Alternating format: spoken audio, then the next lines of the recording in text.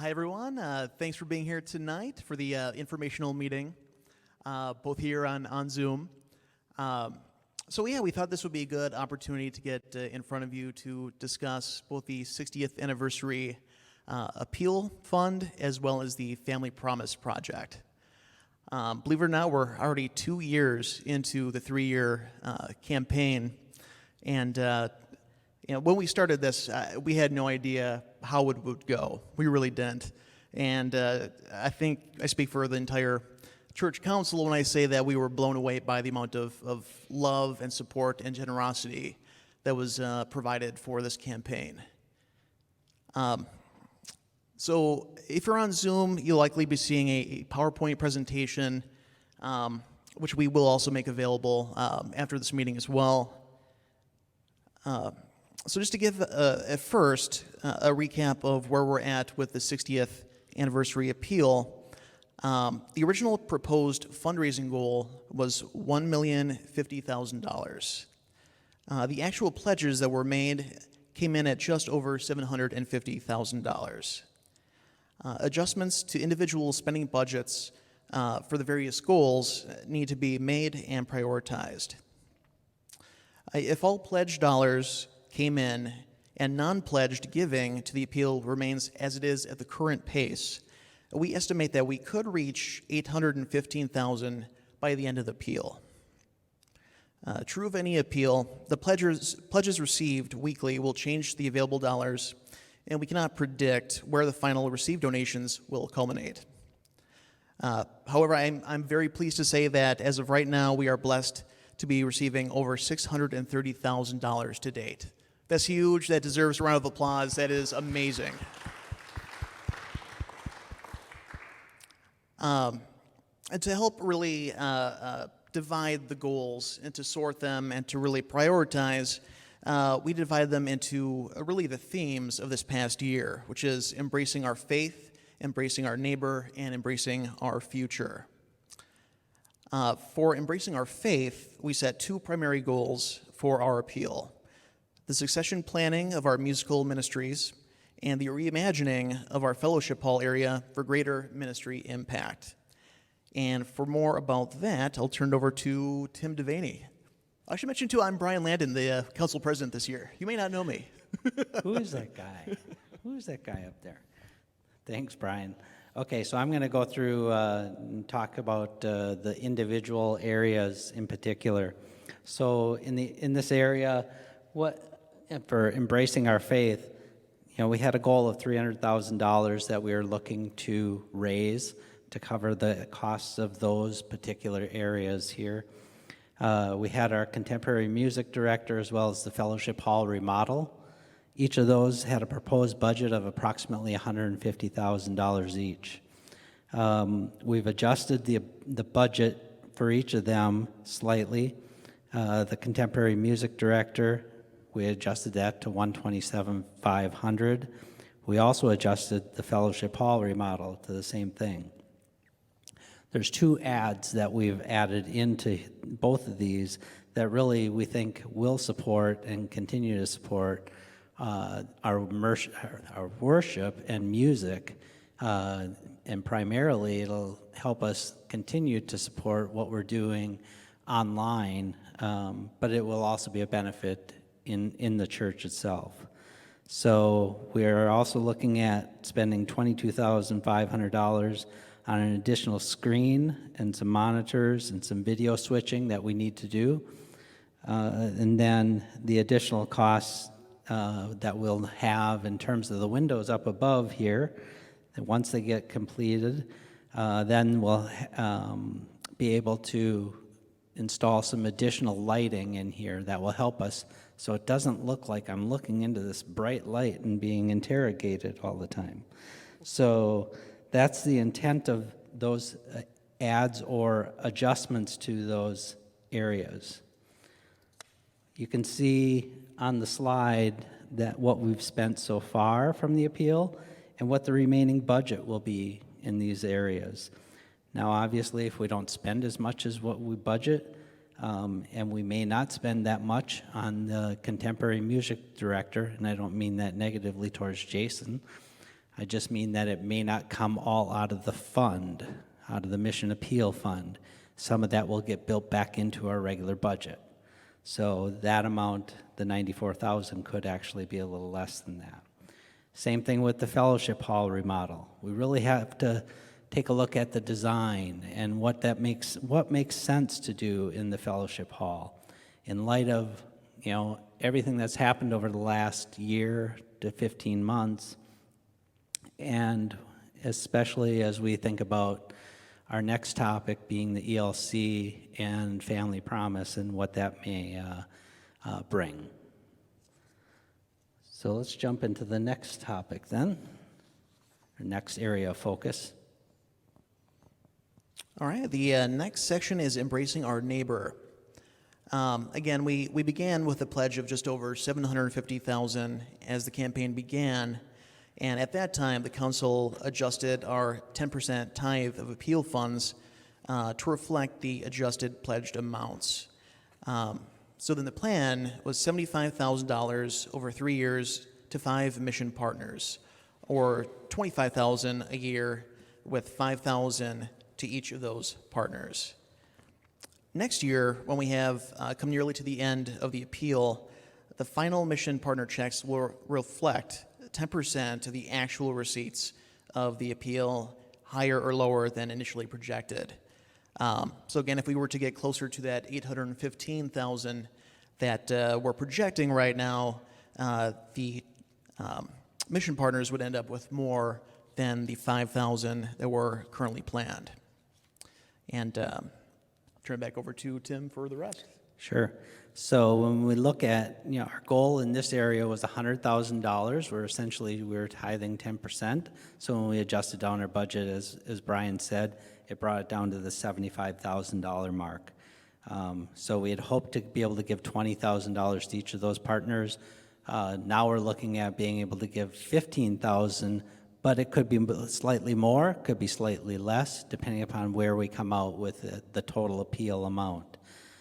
So far to date, we've been fortunate to give $10,000 to each of those mission partners, and they certainly appreciate all that. I mean, this is just a wonderful thing, especially the timing is perfect for them. A lot of them have had struggles over this last year themselves, so us being able to give those dollars to them really means a lot to them, and they are very grateful for that.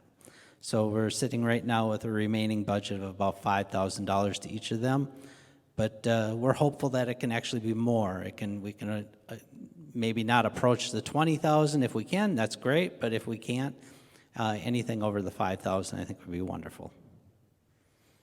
All right, the next section is embracing our future. So after canvassing the congregation, when developing the Mission Fund appeal, we came up with a list of top priorities for our future. Some remain relevant today as the day we began the campaign. Others do not have the impact as expected because times have changed pretty dramatically this past year and a half. Council continues to closely monitor the spending of all dollars given to the appeal, and Council considers all adjustments as we look at revenue the campaign has to date and the priorities we still dream of accomplishing. And to go over those goals, I'll turn it back over to Tim. Great, thank you. So this area was our largest area, so this represented $650,000 of our original $1,050,000 budget goal. So there's a lot of numbers here in these next two slides, and so I'll kind of walk through them slowly and to make sure it's very clear, because this area does have a lot of changes to it. So the first one is our debt buy down, which we had hoped to do $300,000 from our original campaign proposed amount. We anticipate that will be closer to $240,000, adjusted back to that $750,000 goal again. To date, we have submitted, and last year was just kind of strange because it was a weird time when you're making interest-only payments to think about sending in additional principal. I mean, we weren't paying our normal principal, so we have so far paid in $43,000 of additional principal, and now we're back on the normal payment schedule. We do anticipate sending in nearly $200,000 more, $196,000. Our phone system. We had budgeted $40,000 for a phone system. It came in significantly less thanks to great sourcing and great volunteers. A volunteer, Nat, from the church, that just helped us out immensely in this case. So it came in much less. That allowed us last year to really help build up some of the infrastructure that we needed in the church in order to do Zoom worship and those types of things. And so we were able to utilize some of that. So to date of that $40,000, we've spent $25,658. That leaves us a little bit left, that $14,000. That'll allow us then to use some of it. We still need to do some switching, some network switches and those types of things. But we anticipate this one continuing to be under budget. Window replacement. We desperately needed that. We've accomplished a lot of those windows being replaced in the church. The ones that are left are the ones right up here above us. And those should be completed here within the next couple of months. But they had to do some additional work there, and they are now on order for the correct window sizing and everything. So that's the next piece there, and we do anticipate that it'll probably utilize the majority of those funds. New flooring. Sure, everybody could use new flooring, and we can look at our carpet and we say, yeah, we might need new flooring, but this may be one of those things that we set aside if the funding is not there and we're able to cover it from the whole budget. It's also one that if we're going to make other changes within the church, it may not make sense for us to throw down new carpet and then tear it up because we're going to do some other changes in terms of any other remodeling. So this is one that we'll have to consider at a later point. So on the next slide, the youth room remodel. So that was initially a $20,000 budgeted item. And again, this is one that we really want to look at closely in terms of how this fits into the whole fellowship hall redesign, what our needs are, the banner room, the quilt room. And then we really can step back and say, what do we need in our church? Where's our greatest need for remodeling space? And let's put our money into where those needs are. And as we continue to look at Family Promise and how that could potentially unfold for us, we should consider this into that same area. The tricycle path and storage shed sounds so nice. I mean, I'd love to have a tricycle path. So at this point, we don't anticipate installing a tricycle path because we don't have an early learning center going on right now. So we may need to do some type of storage shed down the road, depending upon, again, with Family Promise, and what our needs are. And so this one we're kind of setting aside as well for right now. Campus signage. This is one of those areas that I was super excited about. We really need a new sign out there and try to get into at least the 20th century. Our sign looks very old, very dated, and it kind of, I hate to say it, it makes us feel old within the church. And we're not an old church, we're a new church, and we're a young church. So we are looking at replacing that sign, but $10,000 just will not cut putting in a sign out there that is modern, and we're able to display video graphics on it and those types of things and get really the attention of the person driving by, who's driving by at 35 to 40 miles an hour. So you need to have a clear resolution sign that somebody can actually read within about 3 seconds. And so we're starting to get estimates on that, and we actually have a fairly good estimate and bid, and it's around $35,000. So that we would have to adjust, and some of this could come out of the extra money that we had from the phone system, and it could be some other areas, like possibly the tricycle path. But I think this is really a great investment for us as a church. I mean, because this is really If we want to grow as a church, it's advertising, and it's advertising right out there where we have thousands of cars go by every day. So that's one that I'm really excited about. Dividers in the classrooms. Well, this is one, it doesn't make sense to divide the classrooms if we don't have classes in the classrooms. So we've set this one aside, and again, this is something that we could utilize those funds elsewhere. And as we firm up plans for Family Promise, that will also help us there. Those are the main things. We did have some minor costs, I guess minor, $12,000 in costs, additional costs back when we started out the appeal, and that weren't covered by anything else, including our budget that year. So some of those were, the council had agreed that those costs could come out of the appeal funds, which is often what you do, is utilize your appeal funds to cover some of those costs. That gets us really to the end of where we're at in terms of, we really hope that our number will come in for pledged gifts and non-pledged gifts to cover the entire appeal. We are looking at a target of $815,000, and you say, well, what happened to that $715,000? Well, we've actually received in a nice chunk of money that were unpledged, and so that's where we hope that we can get to that $815,000. What we've spent to date is $219,000, almost $220,000.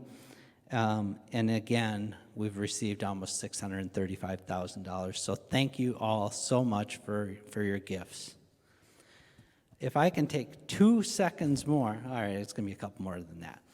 I want to let you know where we're at as a church for this year. And this is important because, as you know, we had a difficult budget that we, the congregation, all approved back in January at our annual meeting.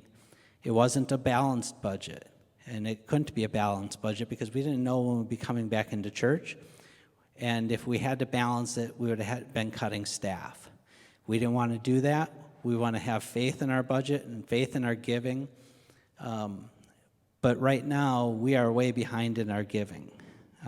If we just, especially in the area of giving to the building fund, we are about 2 mortgage payments total behind in the building fund. We're caught up on our mortgage payments, but essentially we've had to borrow those from different funds then. So we're about $44,000 behind on building. We're almost even in ministry and outreach, but almost even still leaves us with an $80,000 cash flow gap that we have. We've spent $80,000 more this year than we've taken in. So that's pretty significant, and that really reflects, the $69,000 unbalanced budget that we approved in January.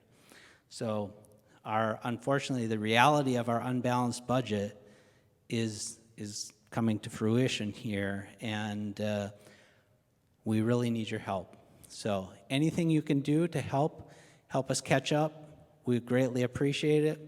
If you got behind on your giving, please help try to catch up, and we'll do what we can. And I'll really try to keep you informed as we move forward through the summer, which is really our tougher months. So thank you. All right, thanks, Tim. At this point, we'd like to welcome questions either from here in the church or on Zoom. I know Chance's monitoring that. Yeah, so Brian, we have a question from Marcia, and she is asking, has it been decided we will not restore the preschool? Who and when was this decision made? So I would say that we haven't decided that, but there's still other things that need to be decided. And I think I would say that there's more to come on that.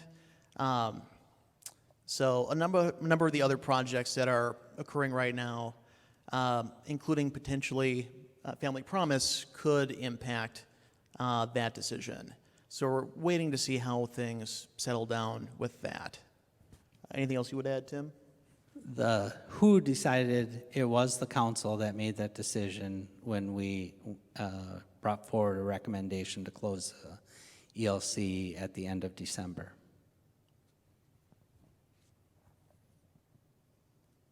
Other questions?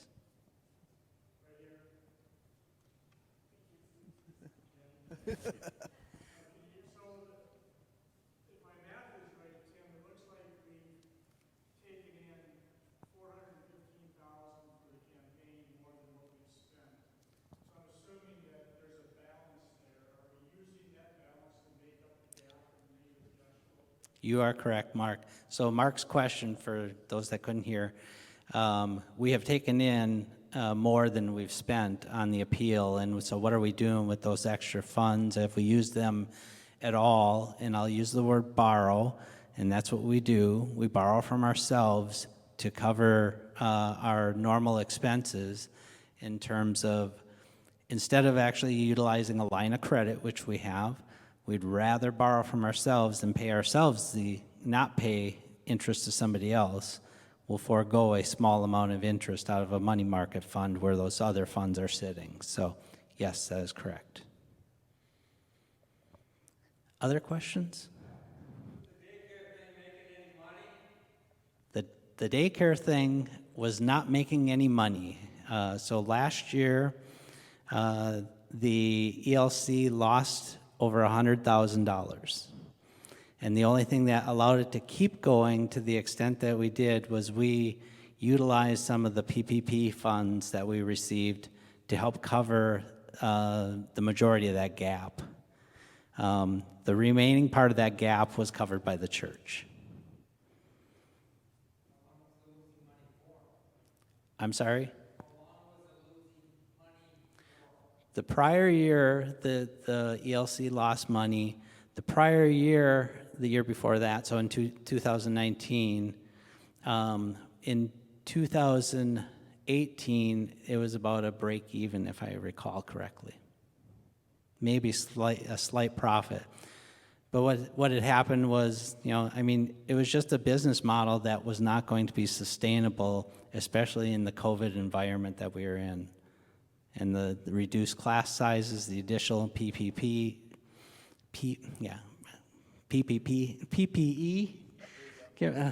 I'm too focused on PPP. So, as well as the additional costs that we had in order to provide meals, and it was just a challenge. Certainly. Any other questions?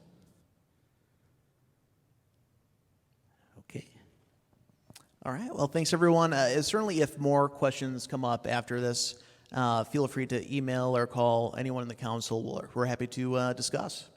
Brian, I do have another question from Marcia. Oh, sure. She is asking, how many new families began to worship with CLC due to their having preschoolers in our daycare? I don't know if we have those stats, to be honest.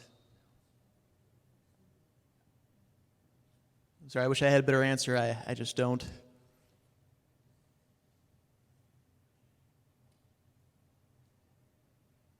And Chance, are there any other questions on Zoom? Not seeing any at this moment. I'll let you know if we get any more.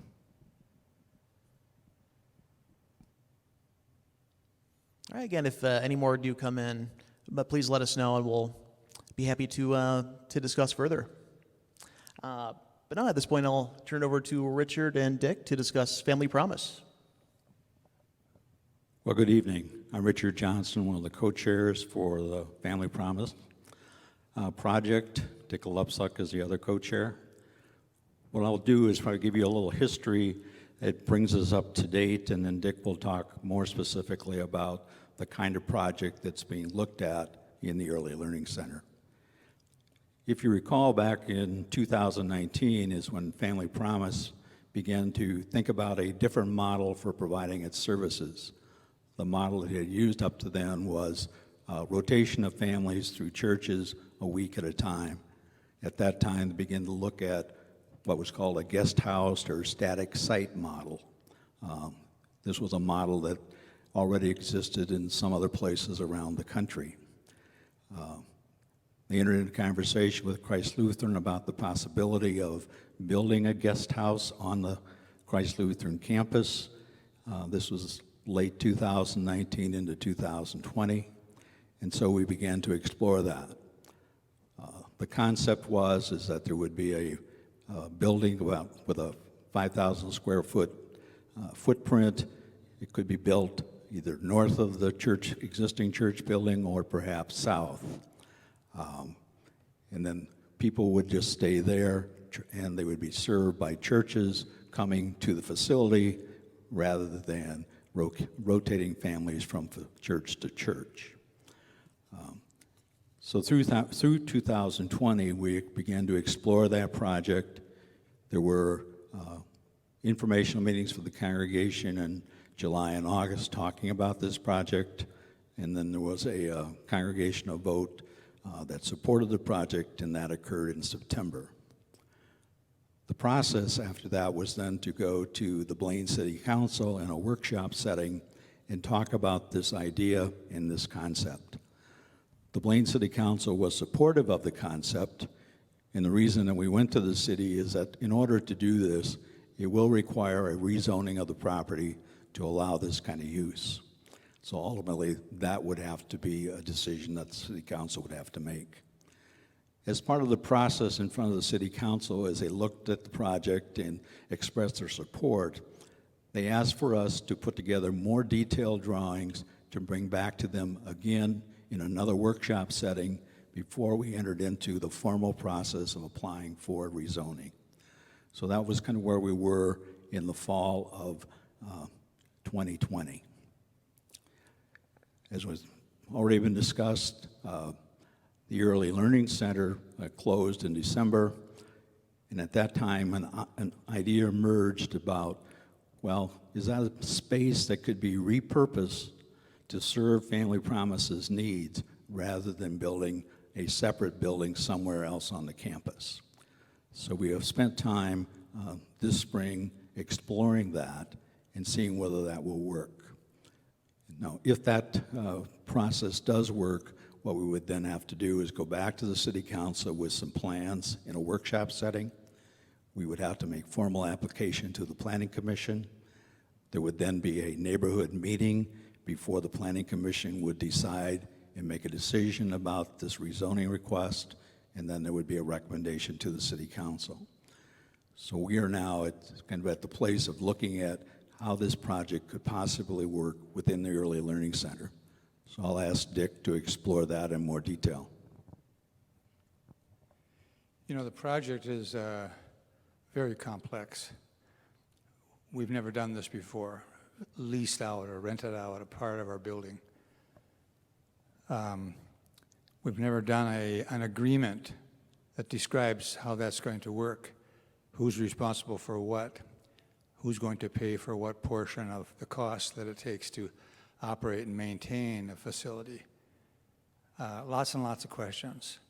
So I have sort of delayed, I've proposed that we delay a meeting with you, the congregation, because we just didn't know a lot. There are some major areas of research that need to be done and ideas thought out and agreed to by both sides. So we're working hard on that now. We are, I'm going to look at my notes here.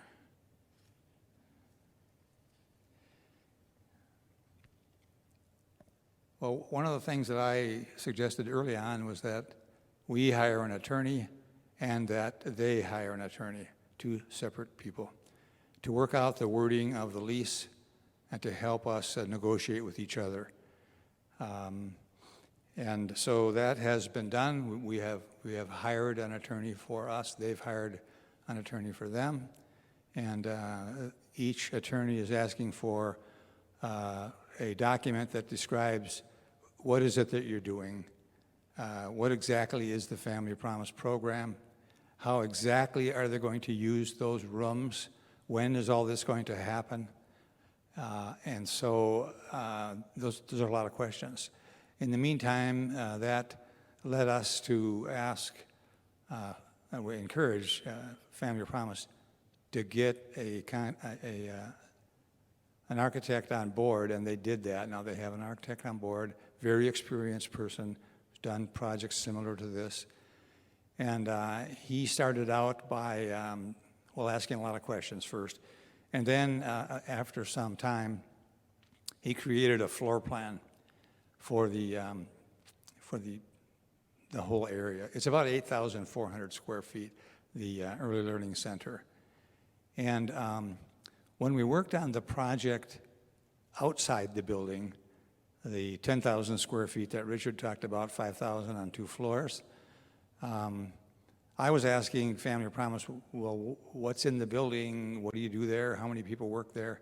That kind of thing. And so they gave me what we call a program in the architectural world, listing all of the things that happen, how many people are involved, how many sleeping rooms they wanted, that kind of thing. I asked them if they had floor plans for other facilities that were similar to what they were proposing here, and they did, 2 facilities. I got those drawings and studied them for a long time.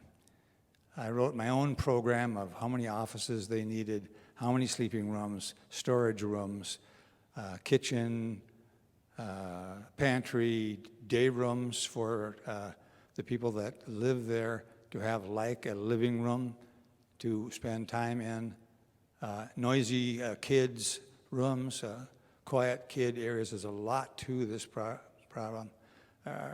project and the program that they're going to use, the static site. So the architect designed a plan, and I didn't like it at all.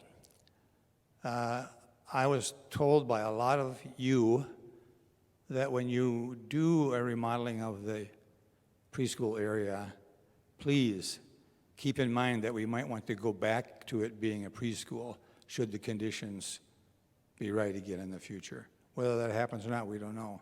But we had that in mind when we looked at the plan.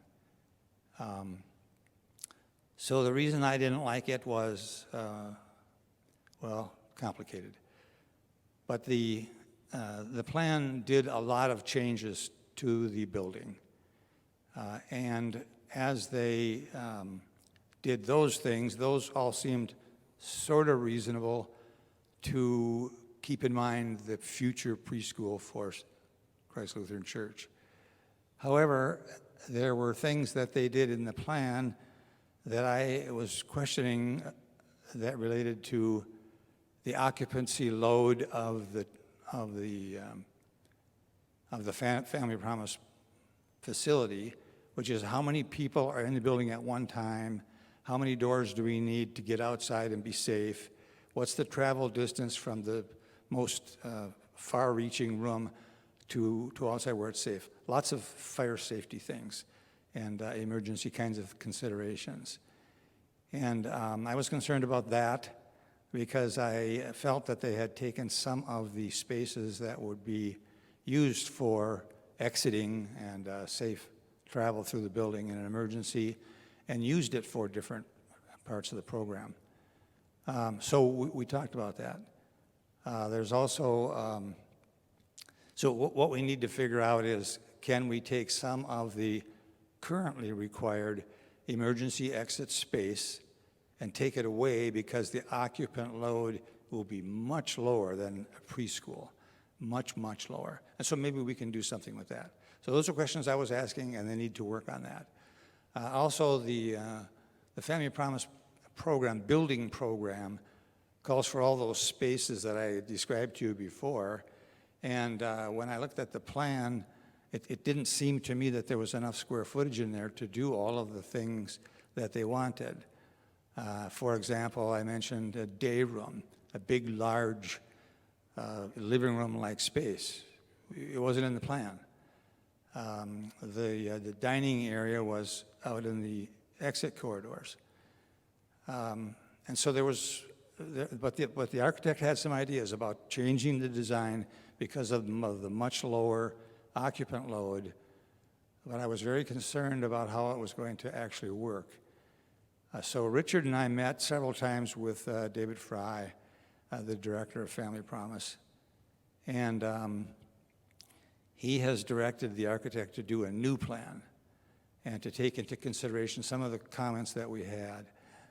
And by the way, one of the other comments that we had was, in order to make it work, we're going to have to really use every square foot, every cubic inch of that preschool area to make this program work. And so he's taking all those comments into consideration, and we think there will be a floor plan in about 3 weeks or a month. So he's working diligently on that. So for us, for Christ Lutheran Church, the big things to do is to work through this design of the floor plan with the architect and with Family Promise, and agree that all of the entire facility is safe, and that it includes all of the spaces that are required to make the Family Promise program work. Because if it doesn't work for them, it doesn't work for us. So there'll be a lot of talk about that. In the meantime, we have started the preparation of a document that tells us what the lease would be like. How many square feet exactly is it? How much will they pay us for that? How much will they pay for shared utilities and maintenance and those kinds of things? Usually in real estate, when you have a new tenant in your building, let's say you have 10 spaces available in your retail building, and you get a new tenant, they are expected to pay their share of the heat and the light and those kinds of things, snow plowing, grass mowing, those kinds of things. So it's the rent and it's the maintenance and care of the facility.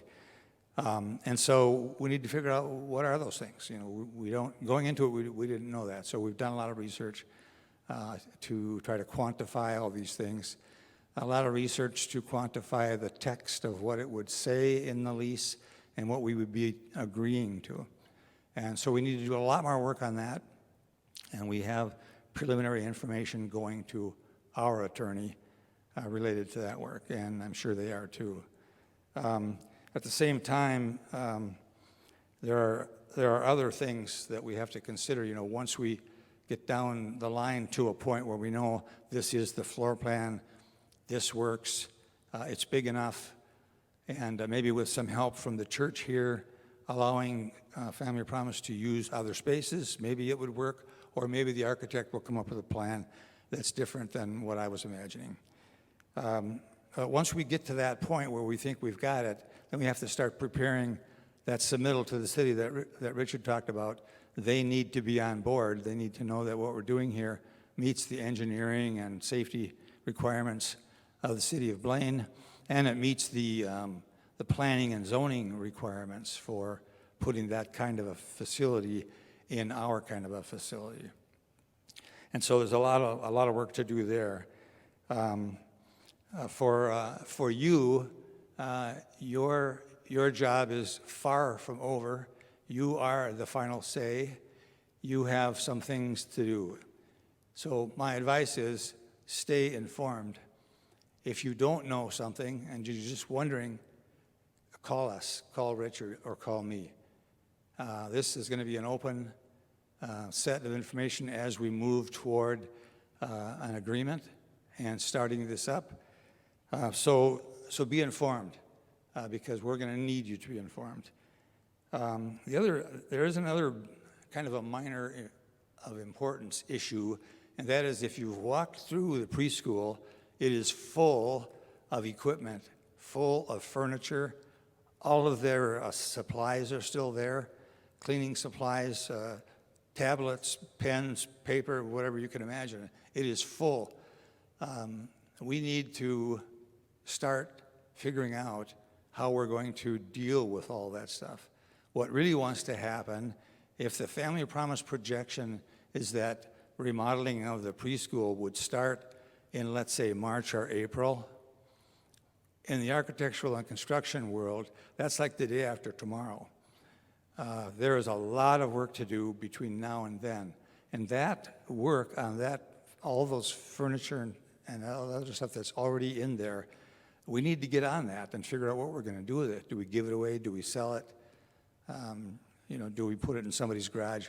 I don't know, but it's a big job, and we should start now and get that out of the way, because once the contractors come to start taking that building apart and putting it back together again, they're not gonna want a bunch of cabinets and tables and chairs in their way. And then they're gonna say, we will take all that stuff out of here because you give us no choice, but we're gonna charge you a lot of money per hour to do it. So that's another thing to do. The other job for you is that as we have these ongoing congregational meetings, please come, please attend, please vote, so that we can move this thing through a set of phases, so that you are calling the shots, not me, not Richard, not anybody else. You are in the driver's seat. Thank you very much. Questions? Yes, sir.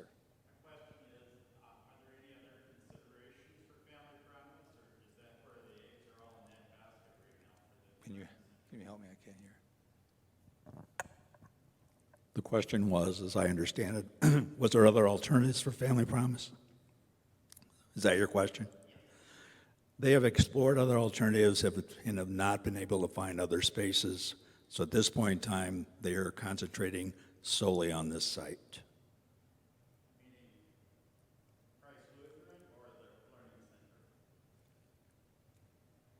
The Learning Center within Christ Lutheran.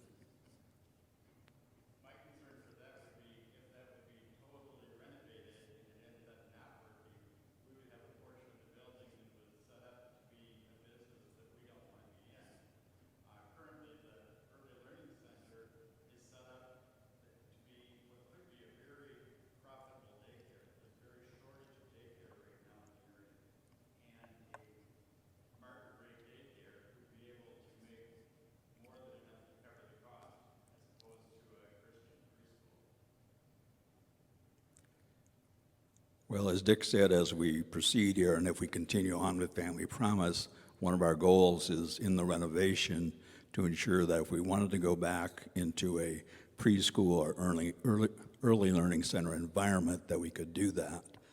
But if we proceed with Family Promise, the expectation is, given the investment that they would be making, we probably would enter into a lease of at least a minimum of 10 years.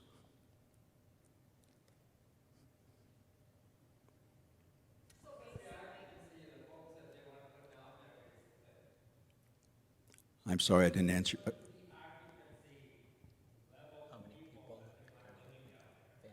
Oh. Potentially 6 to 9 rooms for families. So if a family is an average of 4, it could be 30 to 36 people staying there.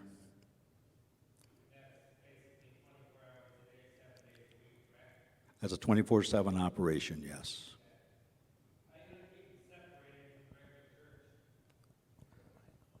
Well, that's one of the things we'd be looking at in terms of how do we secure that area separately, or what kind of access would we allow them elsewhere in the building. So we would address that in a renovation.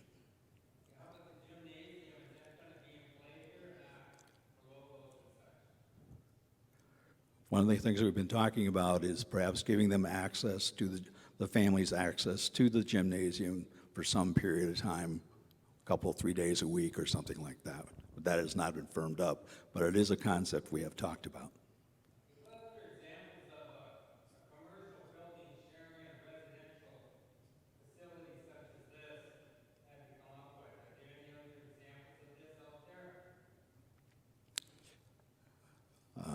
Not that I'm aware of.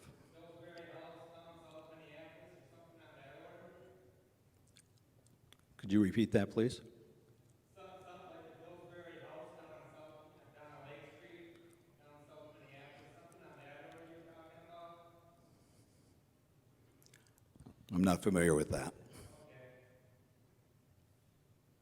So we'll let the last say, basically put this residential facility into a commercial building.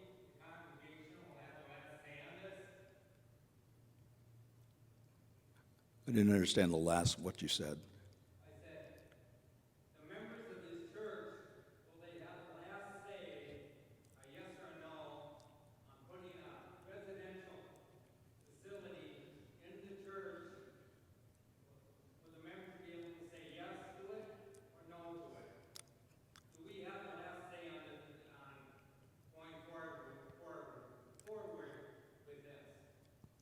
congregation will have a say on that, yes.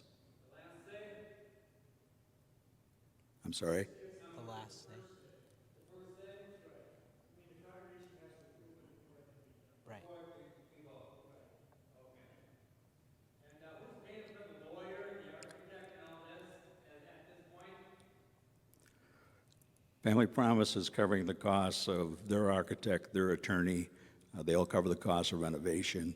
We are paying the cost for our attorney. How is it going to be financed? Is there any word on this yet? That's up to Family Promise. Family Promise, Stepping in to help out or not? we have said to, Promise going to handle all that. Family Promise will have the responsibility for financing this renovation.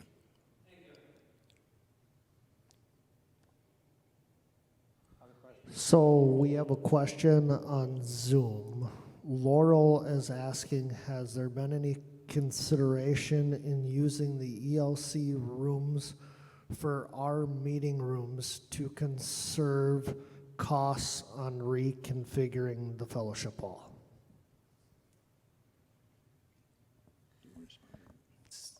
So instead of using the ELC, utilize the fellowship hall and remodel the fellowship hall in order to accommodate Family Promise. I don't think there's enough space in the fellowship hall to meet the needs, the space needs of Family Promise for what they have to have in order to accomplish what their goals are. Is that a fair assessment? But I think the question was, tell me if I'm wrong, the question was, could we use ELC for meeting rooms rather than remodeling the fellowship hall? Is that Yes, that was the what question? Sure. Oh, okay, I'm sorry, I threw the Family Promise thing in at the end, sorry. That would be an option. I mean, instead of remodeling the fellowship hall, if we don't do anything with the ELC relating to Family Promise. Actually, the design of the fellowship hall has really 5 spaces. There are 4 meeting rooms that are similar in size. And then there's a large leftover space that could be used for a number of things. All of that designed so that it is multi-use spaces, so that the quilters could be in room 4 today, and tomorrow the banner people could be in there, the next day somebody else. So all of the rooms we use will same for the large space. It could be used for Logos Sunday school. It could be used for all kinds of things. One of the things that could happen here that I'm wondering if it is going to happen is that we're going to determine that I'm right. Wouldn't that be something? That we don't have quite the number of square feet in the education center all by itself, but maybe if we could figure out some other ways to, under the guise of it being part of the mission of this church, to help people, to allow them to use other spaces in the building. Certainly, the fellowship hall is a perfect idea because it is a big gathering space. It has meeting rooms. It's all by itself, secure, acoustically separated. And so it's a very valuable part of this facility. There's also the old kitchen, and that needs some work to meet code. Doesn't quite meet code right now, but there's an idea that, you know, if the kitchen was in our old kitchen, then they would pay for that to remodel that and make it meet code. They could use the kitchen there instead of building a kitchen in the preschool. Also with a laundry, we have a little laundry room here, has a couple of residential machines in it, a washer and a dryer. I would propose that we would take those 2 machines out, put in 4 commercial machines, and let Family Promise have that be their laundry room. Put a folding table in there, whatever is necessary. It's a nice size room. It's not a big room, but I think if it was done right, you could get a real nice laundry facility out of that. So there are some ideas there to get into the preschool area what they need. It's so it is so much in alignment already for their program. They need several sleeping rooms. These are like little motel rooms or hotel rooms, you might say. They each have their own private bathroom with a toilet, sink, and shower, a bathtub with a shower in it. The rooms will be acoustically separated as they get remodeled. Right now, the classrooms in the preschool are pairs of rooms that have a structure in the ceiling between the two of them where an acoustical wall could have been put in.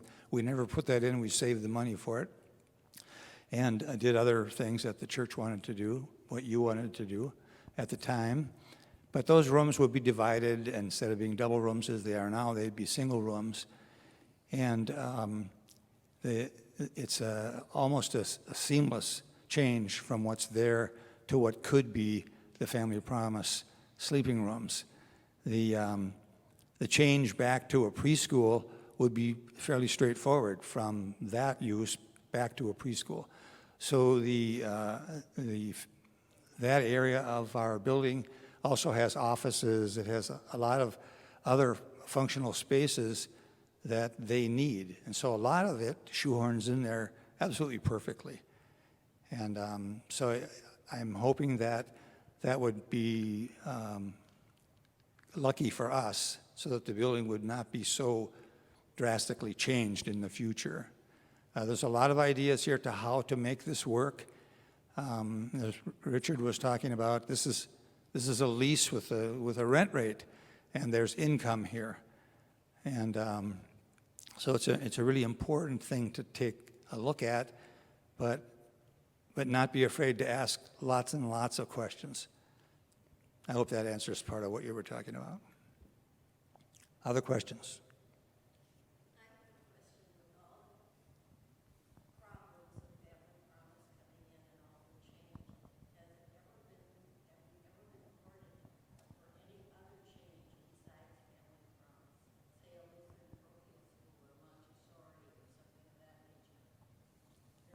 First, I'm going to say something. I have new hearing aids. The system that is put into the sanctuary here, I helped design. My hearing aids don't work too well with the system that we have, with the microphones or the speakers. So I can hear you, but I can't understand you. So I'm going to ask my buddy here to help me. We have not been approached by anyone else about any other use here that I'm aware of. I have not explored any other use. I was just curious.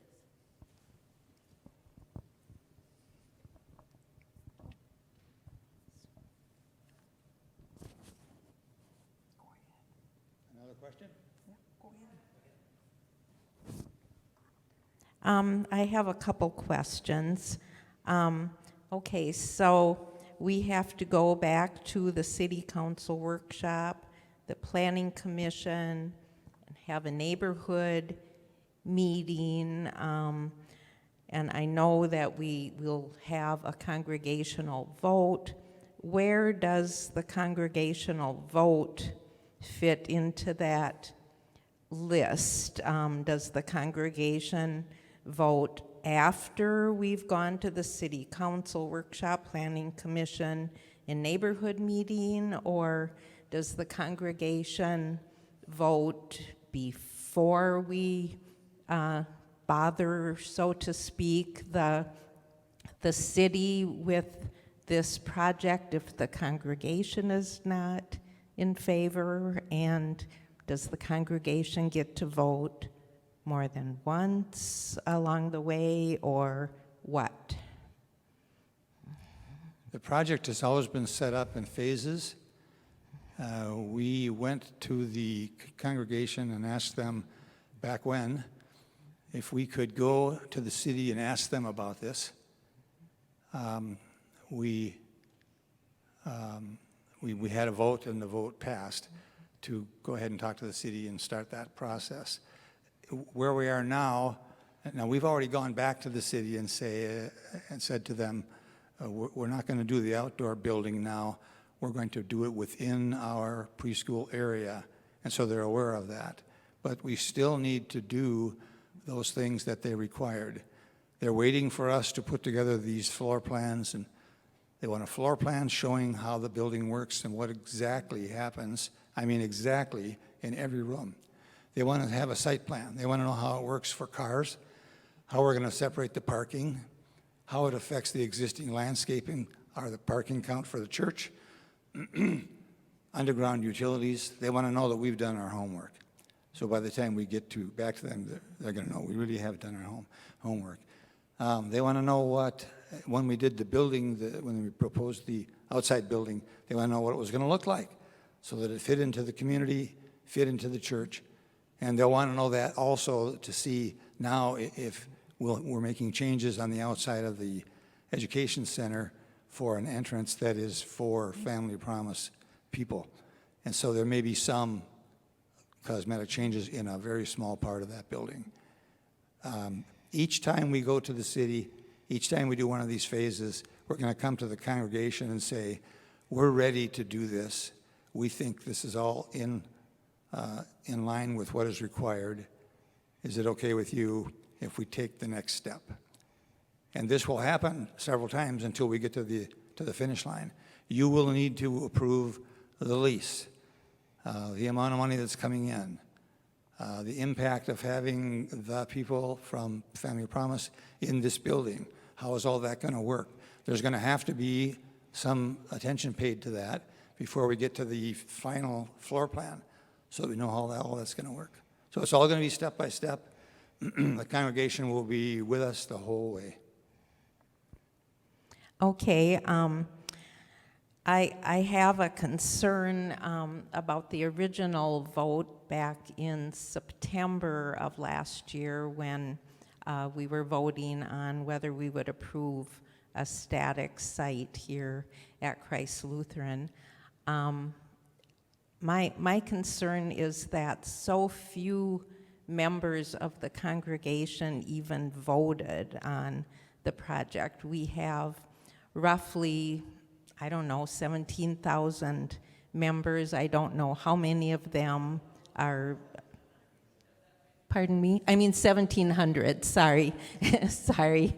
And I don't know how many of those active members are children or how many are voting members. But we had just over 200 people out of the 1,700 active members actually vote on this last September. And so my concern would be that somehow when it comes to the next votes to decide if we should go ahead and try to do this in this preschool area, that we really need to find a way that we can get way more of those 1,700 members to vote yes or no. Otherwise, we may not have a whole lot of participation from the members of the church to help with the volunteering that's going to be needed, etc. So I'm just concerned about that, and I'm concerned a lot. Another question I have, and this will be me, as people go home tonight, they're going to think of more questions. I know I will, either about the budget or about Family Promise. Is there going to be a way that people can submit questions that they might think of in the next few days, submit those to the office, and would the office in turn type up those questions and the answers and email those or regular mail those to the people in the congregation so that everyone is filled in on all the questions and answers? Good point. When 200 people show up to vote, I call that somebody else deciding what they're doing with my church. So that's why I'm telling you, be informed. If you got questions, call Richard or me. We'll have the answers. I'm curious also, we haven't had very good communication back and forth so that we've known what's going on before it's been done just about. So I'm wondering who will be doing the communication with us so we are on top of it. We are the church, not the head pastor, not the assistant pastor, not the council. The whole church is the church in my eyes.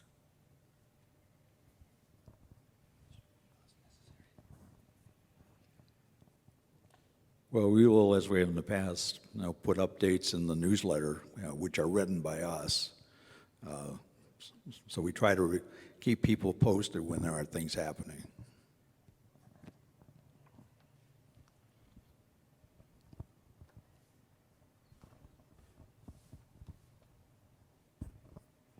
Carol Fuller. And I certainly understand everybody's concerns and hesitations.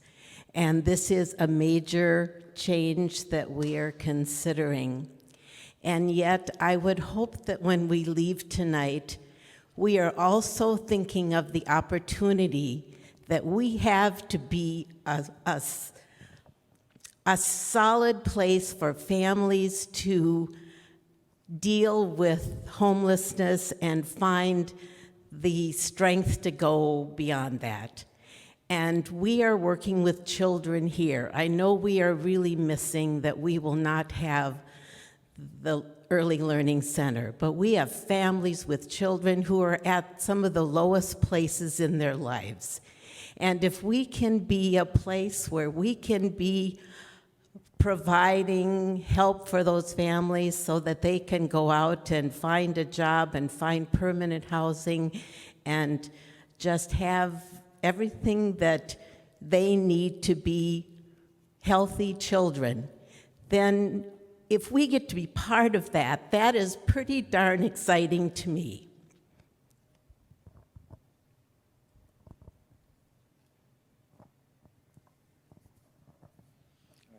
Other questions? Tim had to walk away for a second. There you go, Nancy. Just a comment about the vote.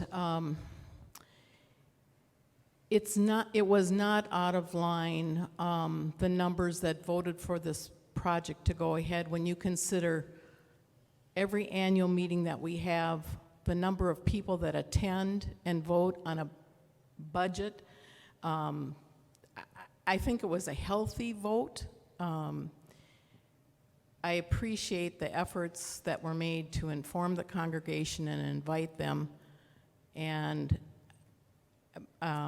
yeah, I just think that it's been very typical voting as far as what we've done in the past. And, you know, we pass a huge budget every year, and that's 100 people show up at the meeting.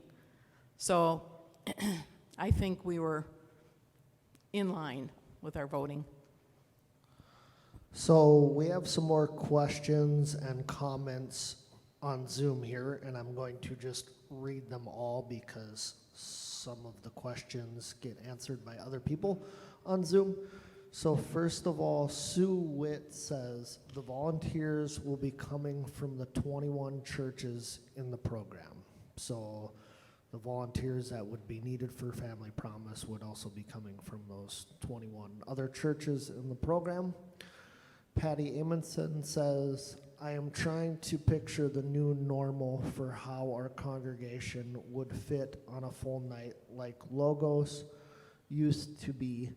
Didn't we use the preschool rooms for classes or meetings? Can you tell me your vision for this new normal since we aren't all privy to church plans either? And then Mike and Becky followed up that with the only use for the preschool during Logos was for a couple of small groups to meet. On Family Promise nights, we had the opposite challenge of not being able to use the fellowship hall, and it worked out.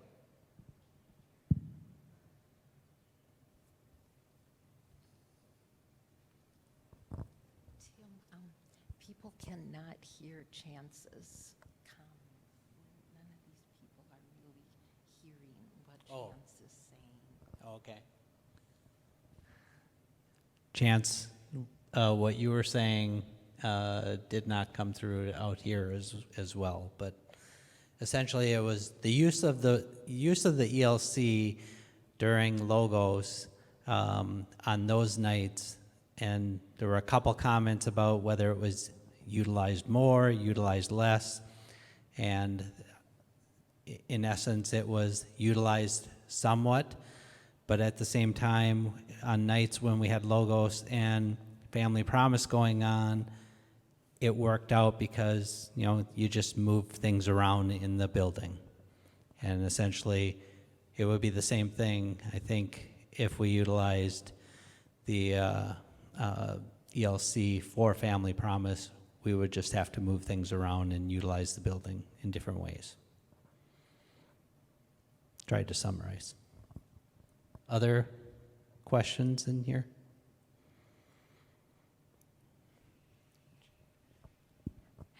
Me again. I'm just not sure if I received an answer to my question. Could people email their questions and comments to the church office, and could those answers then be somehow submitted to the entire mailing list or whatever? Otherwise, there's going to be a lot of people who aren't up to speed with the new questions and answers. You could certainly email the office with any of your questions, and we'll tabulate them and report them out. Also, I think if you go to the Family Promise Project on the website, the task force members are listed with email addresses as well. I'll also say, if you have questions on the 60th anniversary appeal, the budget, giving, how to give through Simply Giving, any of those things, feel free to email me, call me, stop by my house, whatever you'd like to do. Let me know, I'll stop by your house, if that helps. Any other comments, questions out here? Chance, did you have any other ones?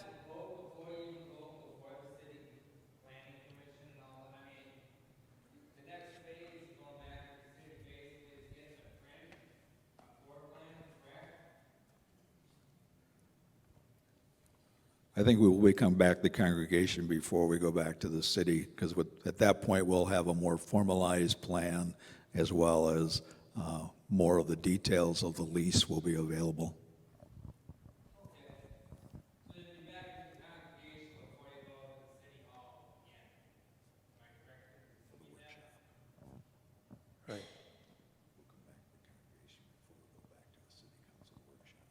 Right. Right.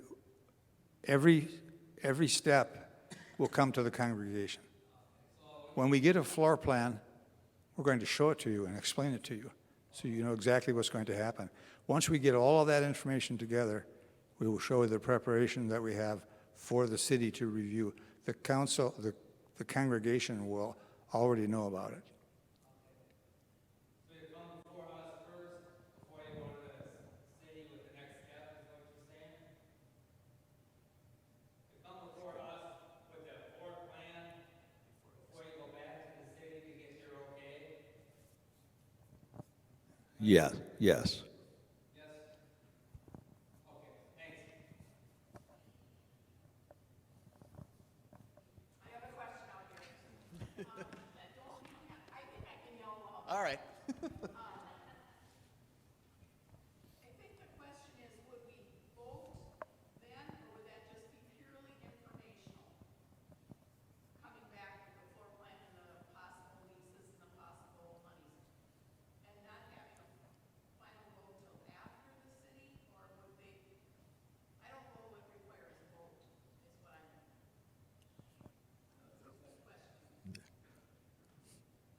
I guess we'll have to work out with the church council what process or what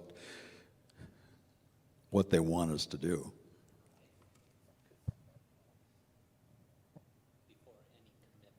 Right, we'd have to get approval before we had any commitment here. I guess one point I'd like to make is that I serve on this task force, by the way. There's a lot of responsibility that comes with that. But we don't have any authority unless we gain it from you, and that is typically via the council. So the council manages the process that we're going to go through and the votes that are going to be taken for this, right? And then once that's done, the task force is given the responsibility, but not until those things happen. And I guess you can correct me, Brian, if I've misstated there, but. No, that's right.